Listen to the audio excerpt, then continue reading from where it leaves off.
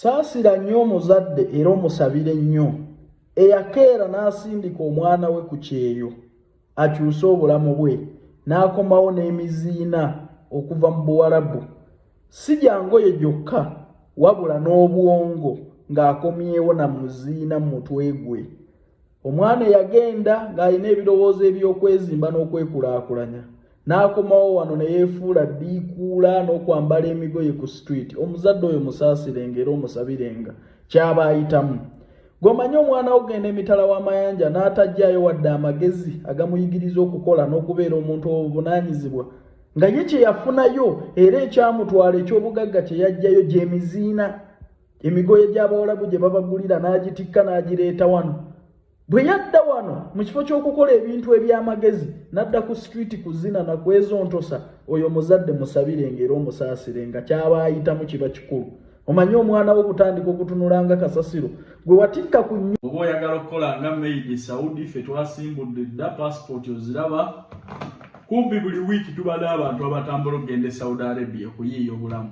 Bw'oba oli muwala ng'olina passport ye efaanana bw'eti, jangu ogenda okole ne banno e Saudi Arabia.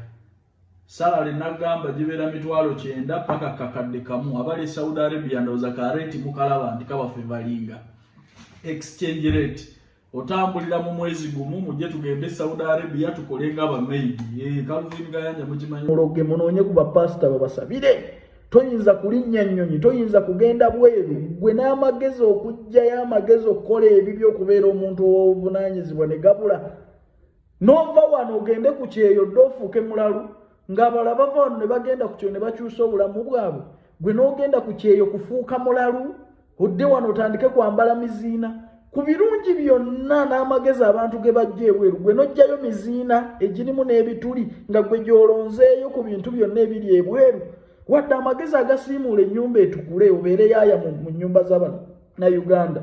Wadde amagezi agakamula juice otunde juice ku kkubo ne gakubula okugalonda ebweru, gwe n'olondayo miziina. Oyo muzadde musaasirenga era omuwa ekitiibwa. Ofunangayo akadde n'osabira abazadde ekikulu ekyo. Abaana bayisizza bazadde bwabwe mu bintu bingi. Tunuulira maama wo. Ddala tunuulira omuzadde akulaba atya. Nga ddala yakusabira essaala ogende ebweru okungule. Nodda nga weekola bya kiralu. Nodda nga gwe ky'ofunye ebweru kwe kubeera ku situiti ng'omulalu awedde emirimu naye ng'oli mulamu. Okwambala ebigoye ebicaafu ebiyulisse nga gwe tokirinaamu nsonyi bw'otyo bw'opulizeetinga famire yo. Omuzadde oyo ofunangayo akadde n'omusabira. Abaana batuyisa mu bingi. Mbasiibudde. Naawe beera omuvubuka ow'amakulu. Byonna by'okola olwaleero njagala wesse mu bigere byo nga gwabikola oli mwana wo. Muwala wo yakola by'okola. Following agirina. Oba oyagala okukola nga Made Saudi ffe twasimbudde dda passport oziraba. Kumpi buli wiiki tubala abantu abatambula okugenda e Saudi Arabia okuyiiya obulamu. Bw'oba oli muwala ng'olina passport ye efaanana bw'eti, jangu ogenda okole ne banno e Saudi Arabia.